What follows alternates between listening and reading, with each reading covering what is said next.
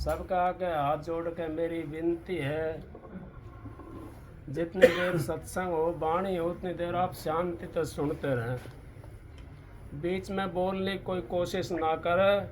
जिस भाई का कोई पर्सन हो तो मैं आधा घंटा उधर बैठूंगा, बाद में आके मेरी बात कर लेना, ठीक। बीच में बोलता है तो आदमी की लाइन खराब हो जाती है। चार सुनने वाले भी यूँ कहते हैं, देखने वाले भी यूँ कहते हैं, भाई अगर तो आपस में लड़ रहे हैं, अच्छा नहीं लगता।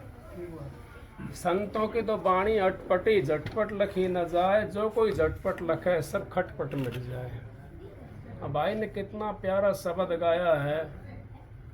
अगर इसकी एक फूल हम अपने घर पर लेके जाएं तो हमारा पूरा का पूरा जीवन बदल जाएगा। जो तू पिया की लाडली अपना कर ले रही।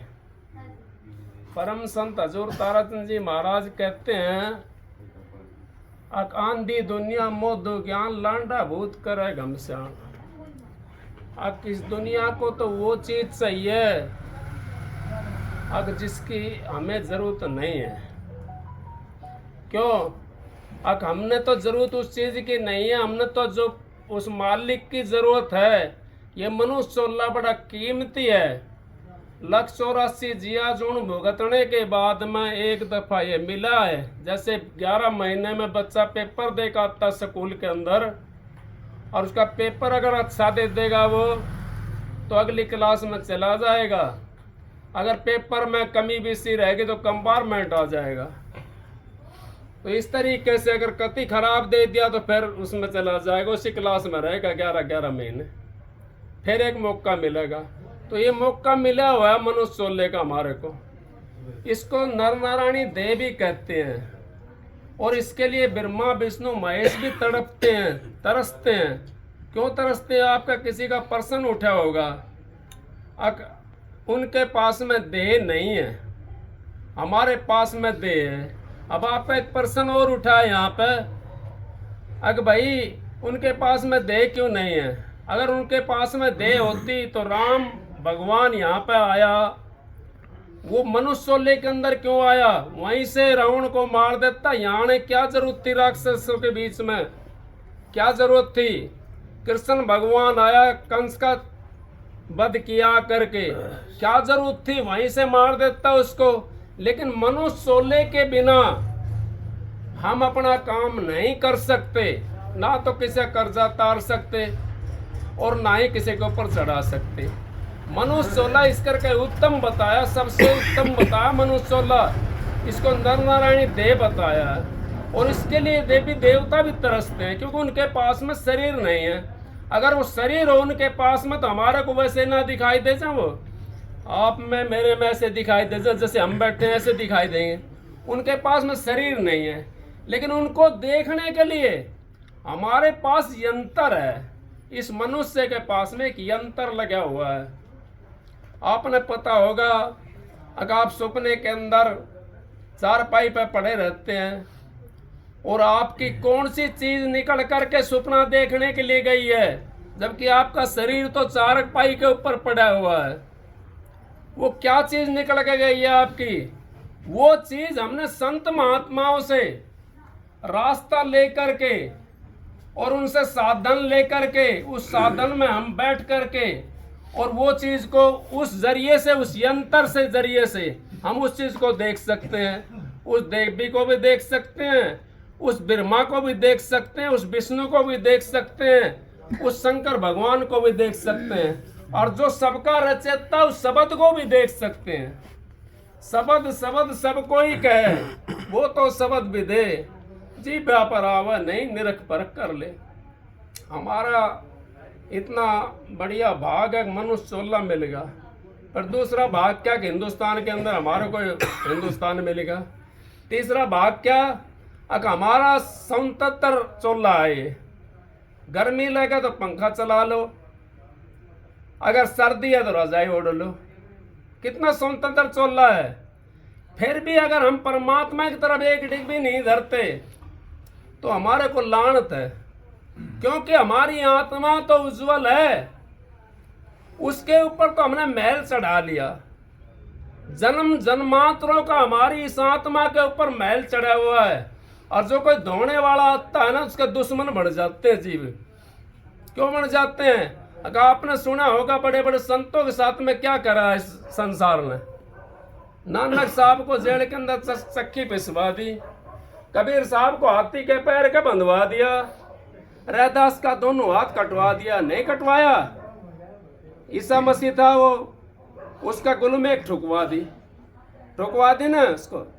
तो इस तरीके संसार के अंदर जो अच्छी काम करने के लिए आता है ना, जो रास्ता बताने के लिए आता है, उसके सब जान के दुश्मन हो जाते हैं। क्यों हो जाते हैं? उनका रोजगार बंद हो जाता है, उन पेट पुजारियों का रोजगार बंद हो जाता है। मैं किसी का रोजगार बंद करने के लिए नहीं आया हूं। कभी कोई ये सोच रहे हो भाई हमारा रोजगार अपना खूब चलाओ, रोजगार मेरे पे क्या फर्क पड़ेगा? मेरे पे तो कुछ भी फर्क नहीं। मेरे गुरु का हुक्म है अब तू सच्चाई का वर्णन करना, सच्चाई के ऊपर से पर्दा हटा दो, फिर देखो जो तू पिया की लाडली अपना कर ले रही, कैल कल्पना मेट के सर नो चित दे रही। कल कल्पना जितनी हमारा ये पसारा दिखाई दे रहा है, इसको एक साइड में हटा दो और फिर देखो हम किस वास्ते आए हैं।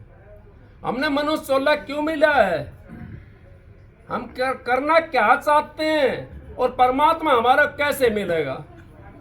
हमने सारे दिन रोटी पोली और वो ये भर लिए रोटियों के, और उनके ऊपर घी बूरा भी डाल ली और उनको लगा दिया लाइन के अंदर, लेकिन उसको खाएंगे नहीं तो पेट भर जाएगा हमारा? नहीं भर सकता पेट तो खाने से भरेगा। शब्द हम जो गाते हैं ना, शब्द गाना अच्छी बात है, मैं नहीं कह रहा मत गाओ आप शब्द गाना तो बहुत अच्छी बात है, लेकिन शब्द के साथ में उसको समझना भी बहुत अच्छी बात है। शब्द बिना सुरत आंध्री कहो कहाँ को जाए, द्वार ना पावा शब्द का फिर भटका खाए। अब फिर का भटका खाए कि शब्द गा लिया हमने, अपने ऊपर अमल नहीं करा। नहीं कि भाई पहले शब्द गाया था, अब वो कितने शीश दे चुके हम, एक शीश देना है उस मालिक के लिए। ये शीश अगर हमने दे दिया उस मालिक के लिए, लेकिन देता कौन है शीश को? कोई नहीं दे सकता। क्या तो देते हम, 1.5 चटाक की जीभ हला दिया, अगर हमने तो मालिक के लिए शीश को दे दिया। नहीं, शीश देना, हम एक चीज को नहीं छोड़ सकते तो शीश तो कैसे दे देंगे? एक भाई ने दाढ़ी बढ़ा रखी थी, महाराज जी के पास में रहता था। न बोला भाई ये एक चीज मांगू? न बोला मांगो जी गुरुजी, जो भी कुछ आप मांगोगे, मेरी गिट्टी मांगोगे तो मैं गिट्टी भी दे दूंगा। महाराज जी कहने लगा भाई ये दाढ़ी का 4 बाल है ना, ये दे दे। न महाराज जी दाढ़ी का 4 बाल नहीं दे सो, गिट्टी दे सकूं। बताओ, रूंगिया की चटनी छोकनी थी उन्होंने? नहीं, हमारे को समझाने के लिए ये बातें आप समझ कर देखो। अगर मास्टर के पीछे जाकर के बच्चा बैठ जाए तो बच्चा पास हो जाएगा, या मास्टर को अपनी पढ़ाई पढ़ाने लग जाए तो क्या बच्चा पास हो जाएगा? नहीं, मास्टर की पढ़ाई तो हम पढ़ते नहीं, हम तो अपनी पढ़ाई पढ़ते सारी रात, शाम हो जा सुबह तक, शाम से सुबह तक हम गाने में सांस नहीं लेते। तो हमारे जैसे भाई आए हुए, देखो मेहनत आए हुए यहाँ पे, अब इनको समझ आ रहे हैं। क्या समझ आ रहे हैं इनको? इन्होंने तो अपना तन बर्बाद कर दिया, इन्होंने तो अपना घर बार छोड़ दिया। इनसे समझो, इनसे सीखो। अब परमात्मा कहाँ मिलेगा? कबीर साहब ने लेखना कर दी शब्दों की, उस लेखना के ऊपर चलो, आप उसको समझो कि लेखना कहाँ हुई है हमारे शब्द की, कौन सी जगह लिखा गया, इस शब्द का क्या मतलब है? गाय गीती रहेगी रीति, सारे दिन सारी रात का नहीं गाँव है, उसके अंदर ब्याह के अंदर कितने गीत गाँव हैं, सारा सच्चा हो जाए गीत में नहीं होते। जब हम उसके ऊपर सच्चाई के ऊपर चलेंगे, हमारे को अपना परमात्मा का रास्ता मिल जाएगा। लेकिन हम सच्चाई पर चलते नहीं हैं। गुरु से नाम तो ले लिया, अपनी मान बढ़ाई के अंदर लगे हम तो। मान बढ़ाई तो जमपुर ले जाई, मान बढ़ाई हमारे को जमपुर में ले जाती है, मान बढ़ाई छोड़नी पड़ेगी। कबीर साहब ने कह दिया अगर मेरे से मिलना तो शीश को तार के वहां चौराहे के ऊपर रखिया। कितना शीश तार दिया और कहां पहुंचाते हैं शब्दों को। कबीर साहब से भी आगे ले जाकर दो आगे ले जाकर छोड़ देते हैं। शब्दों से कुछ नहीं होगा, उसको गहने से होगा। शब्द तो कह दिया लेकिन गया नहीं, उस शब्द का सार नहीं समझा हमने अपनी आदत को नहीं बदला, हमने अपने विचारों को नहीं बदला, तो क्या शब्द कहना होया। हमारे विचार तो वैसे के वैसे हैं, हमने विचार नहीं बदले। हमने तो इस गाड़ी के अंदर कचरा भरा हुआ है, इसके अंदर लौंग सुपारी भर लो, फिर देखो आपके अंदर में महक उड़ने लग जाएगी। दादू दुनिया बावड़ी कह सामने राम, पूछ मरोड़े बैल की तो का ढेपड़ो काम। यहाँ तो दुनिया ऐसी लगी हुई है, उससे हमारा काम नहीं चलेगा। काम अगर हमने चलाना है तो संतों की शरण में जाकर के अपने आचरण को बदलना पड़ेगा। चाहे आपको 5 मिनट मिला भजन के लिए, पूरी रात गाने की जरूरत नहीं है। 5 मिनट बतेरी होती हैं, 5 मिनट अगर कसौटी के साथ में आप कर लेते हो। आज का तो एक चिंगारी बहुत होती है, सोमन के ढेर ने जड़ा करके राख कर देती है कांच के चिंगारे। राम नाम के लेती होत पाप का नाश, जो चिंगारी आग की पड़े पुरानी घास। अगर राम का नाम लेते ही पाप का नाश हो जाता है। 4 वेद 100 बार पढ़ो, राम नाम एक बार, फिर भी नहीं बराबरी संतन क्यों विचार।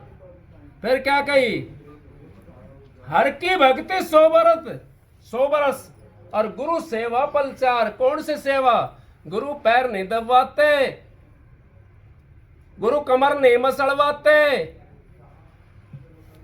गुरु और कोई काम नहीं करवाते। गुरु ने जो रास्ता दिया है वो सेवा तो गुरु की वो है। हम गुरु से नाम लिया है और हम कोई दारू पीता है, कोई भांग धतूरे खाता है, कोई जारी चोरी के अंदर लगा हुआ है, क्या फायदा गुरु से नाम लेने का। उससे भी नीचे चला, कड़वा नाम कुनैने डरता है बीमार, तारा चंद जो खाएगा उतरा तुरंत बुखार। ये कड़वा नाम कुनैने की तरह जो खा लेता है ना, उसका तो 84 का ताप उतर जाता है, और जो नहीं खाता वो तो फिर कड़वे की तरह रहता है, उसका ताप नहीं उतर सकता। 84 का धक्का खाना है आपने, तो आप अपना काम इस संसार के अंदर मत फंसो। अगर 84 से पार होना है तो गुरु की सेवा पल 4, संतों की सेवा से आई टले बलाए। जो दंड सूली का वो सूल में टल जाए, जो दंड सूली का है ना वो सूल के जरिए से हमारा टल जाता है। क्यों टल जाता है, संतों की कमाई हुई दौलत होती है।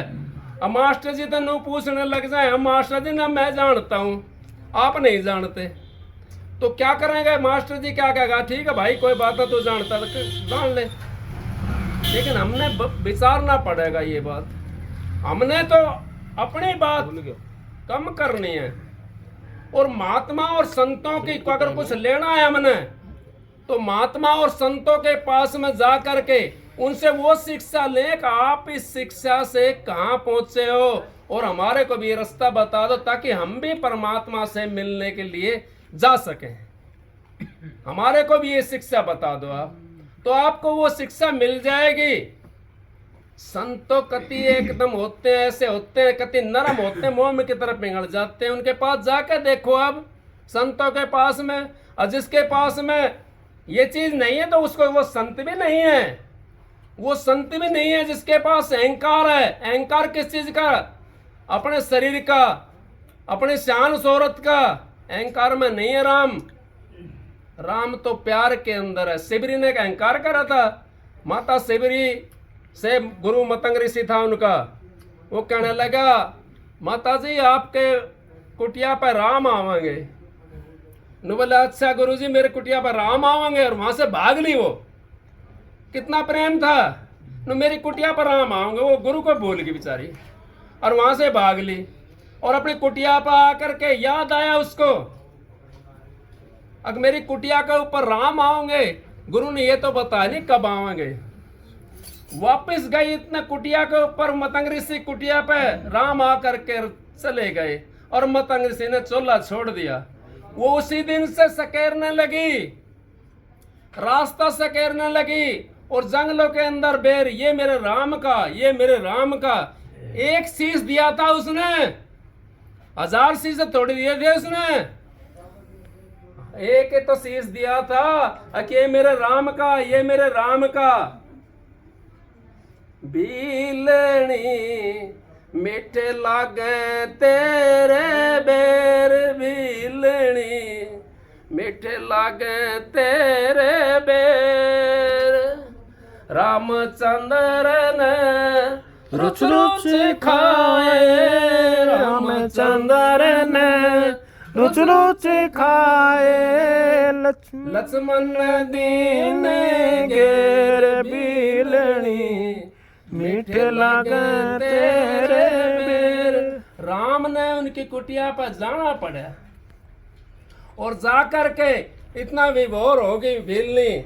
अब उन्हें फूल बिछाना, रास्ते के अंदर रोज फूल बिछाते थे बेचारे, और राम के लिए वो डलिया के अंदर बेर रखती थी।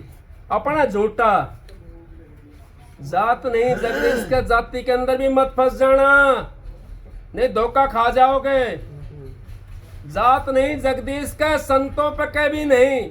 और जो फंस गया जात में वो तो 184 माए, जो जाति के अंदर फंस गया ना वो 184 के अंदर चला जाएगा।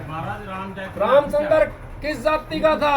रामचंद्र तो बहुत उज्जवल जाति थी, बहुत उज्जवल जाति थी रामचंद्र तो। रामचंद्र जब वहां पहुंचे, उन्होंने भीलनी का बेर खाया। अधम जात नारी थी, अधम नारी थी भीलनी। उसका बेर खाया और उसका भीलनी का झूठा बेर खाया राम ने। क्यों खाया? अब उसमें प्रेम था।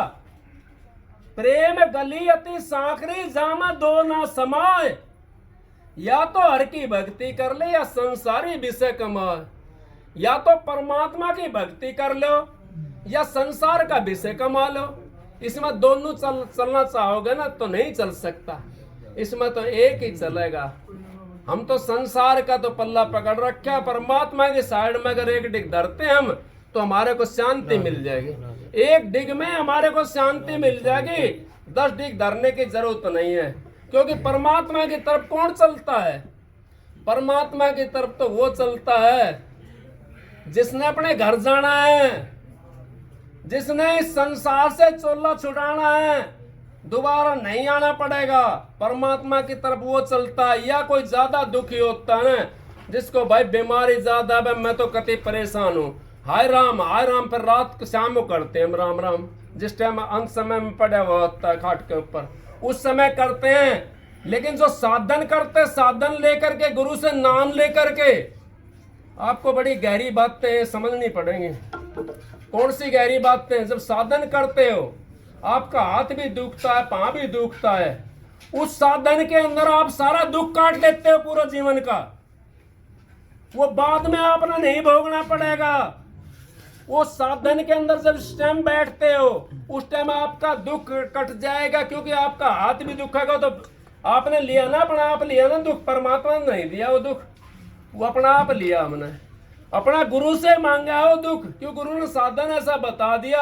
अब उस साधन पे अगर हम बैठेंगे तो हमारा हाथ भी दुखेगा, पैर भी दुखेंगे, कमर भी दुखेगी और शरीर सारा दुखने लग जाता है। और फिर जब साधन जब सही हो जाएगा, फिर आपका चेहरा तो फूल की तरह हो जाएगा, शरीर भी आपका फूल की तरह हो जाएगा, सारा दुख निकल कर भाग जाएगा। अब भाई कहते कोई कहीं की वाणी कह रहा है, कोई कहीं की वाणी कह रहा है, इसी शरीर की वाणी कह लो। इस शरीर के अंदर ये देख लो हमारी जीवात्मा कहाँ पर है, हम कौन जगह है। भाई जी 1 मिनट रुक जाओ भाई।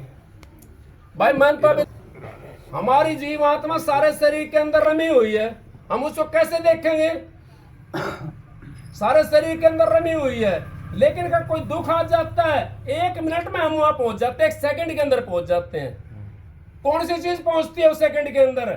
उसी चीज को हमने ध्यान भजन के अंदर बैठा करके अपना केंद्र बना करके उस केंद्र पर टिकाना है, आपका वो काम बन जाएगा। तो सत्संग की आधी घड़ी तब के बरस 1000, फिर भी नहीं बराबरी संतन क्यों विचार। आप बताओ जी अगला